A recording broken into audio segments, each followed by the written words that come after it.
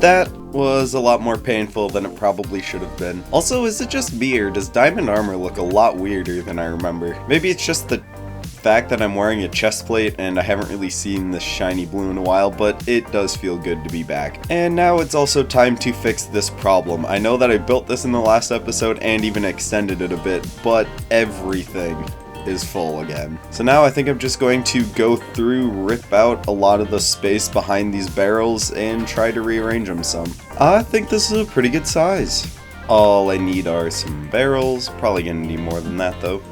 That's more like it. Now just start spamming this back wall with them. And time for the least fun part. I will not bore you with that. Boom! This thing looks a lot better. It's a lot bigger, and I got all the barrels in. I'm not really going to bore you with showing off what is in every barrel, but I do have a lot of quartz now. And that brings up another point. I am also all out of quartz ore. I thought that would give me a lot more levels than what it actually did. So now we are off to the Nether to get more XP, but in a different way. And I now realize that I do not have gold armor. And I think the easiest thing to do would just be to dig a staircase right next to the portal. I have found it. We need some magma blocks. Oh, maybe it's a good thing I wasn't standing on that. This will require a change of plans. There we go, this is a safe patch. I can now start digging. Now with a full inventory and lots of space cleared out in the Nether. Time to break some bedrock. You've all seen this a million times probably, but it's always worth a refresher if you don't already know. Lever, trapdoor, something like this, get some pistons, click the lever, go down, and just spam click. That didn't work. I only have enough TNT for one more of these. Come on, break through. Dang it. Last try. Come on. I can do it. I can do it. I can do it. I can do it. I can do it. I couldn't do it. Oh well, I did bring enough obsidian so I can at least make my escape. I am back for round 2, this time armed with more TNT and an auto clicker, but this should go much better than it did last time. Gonna yoink one of these. Okay, final try. What? I got one more try out of this.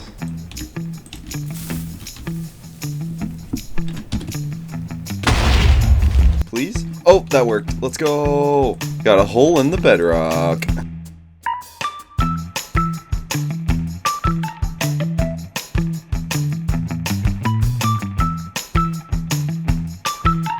The farm is working very well. I turned down hostile mob sounds for your listening pleasure, just so you don't have to listen to all these pigmen dying. Level 30, like, basically instantly. It's just a sharpness 2 sword. And there's, like, constantly pigmen here. It might just be because I have a not very good sword, I'm not killing them very fast. But there is always a mob pushing their way in, just trying to get in. Oh, this is great. Maybe I should just fight them from up here. That's probably a bad idea. They do love me, though. Although, magma cubes are definitely a problem. I was fairly certain that this farm didn't have magma cube problems, but apparently it does, so I might need to put in some iron golems for those guys. But yeah, otherwise the farm does seem to be working very well. I do see some pigmen getting pushed off. You know, it works.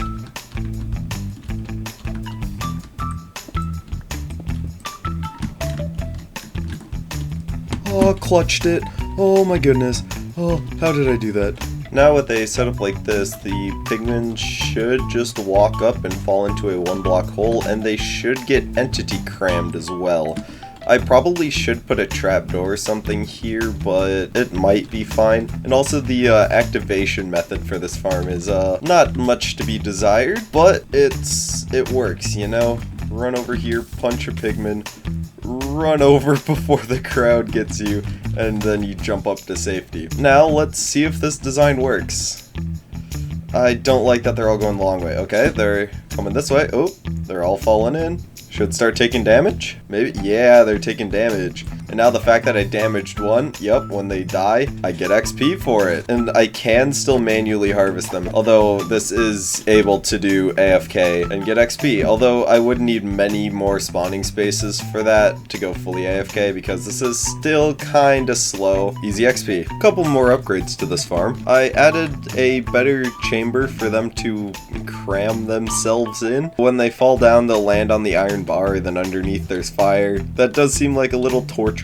They kept cycling through swords that the ones before them dropped, so I'm hoping that a vast majority of the swords will end up falling off the edge and into the fire. Same thing with all the gold and stuff, but I don't really need gold at the moment, and if I ever do need gold, I can just break that iron bar and get tons of it right away. For now, that's what I'll go with, and I can always change that off with like a hopper system or something, but this will do for now. Then I also added the enchanting table up there, got my lapis in this barrel, and I can just stand here and enchant stuff. So now I think it is time that I better upgrade my armor. It is pretty good, but it can be a lot better. I need a trident. I am very, very tired of just running and jumping everywhere, and it takes forever just to travel and see things. Over here in my local river biome, I'm going to build a quick and easy trident farm. It is a design by Chapman Farms. I'm going to leave a link down in the description. It's pretty easy and it looks efficient enough, so I think I'm going to build it.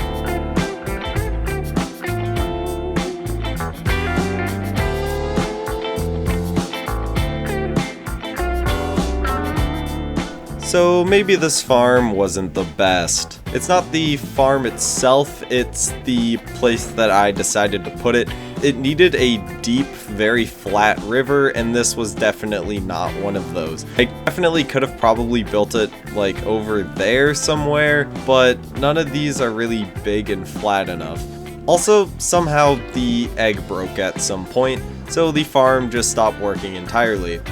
So then I got a bit of a routine going, where I would stand up here at the top of the farm, typically just on this trap door, just to get a little bit of extra height, and then I would zoom in down below and see if there are any trident drown that would spawn, and then let's just say I would see one, I would then drop all the way down, splash in the water, go to the drown, kill it, and then I would swim back to the bubble elevator and get sent right back up to the top, where I would repeat the cycle. And luckily, after doing this about 5 times, I got one. 2 durability, but I am now the proud owner of a trident. And also, thanks to the wooden gear, he gave me a mending book to put on this trident. I also have Unbreaking 3 books from cycling through the enchanting table, so I have an Unbreaking 3 mending book to put immediately on this trident. Also, the wooden gear was kind enough to supply me with mending books for my tools. Mending on the pickaxe, sword, other pickaxe, and all of the armor. All of the armor has also been upgraded with a lot better enchants and stuff. Now I'm off to the Nether to enchant some books to get some better enchantments. I couldn't have asked for a better time for it to be snowing / raining. I got out of the Nether with Riptide 3, and with all the unloaded chunks I saw that it was raining. Oh, this is perfect. I get to test out my flight. Let's go! Does it... Oh, is it because I have a shield? Does it not work in the snow? I know it works in the rain. Dang it. Why do I have to settle on a mountain? Okay, over here it's raining. Over here it's raining. Let's go! Easy. And of course I don't have a water bucket, but yo, this is so fun. Let's go. Unfortunately, there's nobody else online that I can flex on. But yeah, I can just fly. Oh, this is so great. And I know it's nighttime and I'm surrounded by mobs right now, but if I just bring a water bucket with me, I can always just plonk down a water bucket, pick it up, and then shoot away, which is super cool. And I can MLG everywhere. Oh wait, Ploomf joined. I think I can show off my trident to him. Just whiz around him. This is gonna be cool. No, he slept. Is that gonna... Yeah, that got rid of the rain. Oh well, there goes that plan.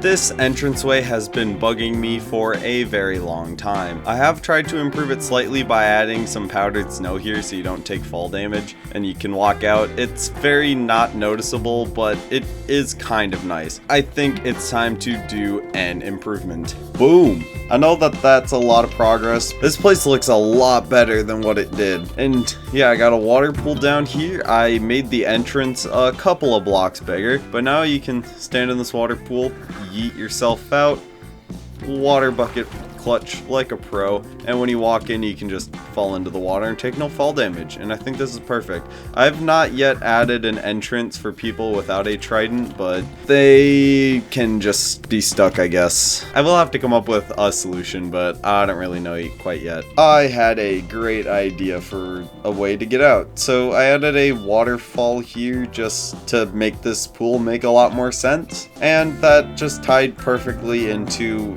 an exit. So as you can already see, bubbles and stuff behind there, pretty obvious. Just swim up here and you launch out the top. It's kind of awkward that there's just bubbles here, but I mean, I could add a structure up here. I don't really know what I want to do about that though. There is something I want to try out though. I wonder, can you place... No, you cannot place snow layers. There, this is perfect. I just have some scaffolding under here, and if you don't know, you can place snow layers on scaffolding and you can still go through it without being able to see it. This will be much easier to show from underneath, but yeah, you just shoot up the bubble column into the scaffolding, and yeah, you just get popped right out the top. That's perfect. Otherwise, that is all that I have for you today. I would like to thank you all for watching, and I'll see you all next time. Bye-bye.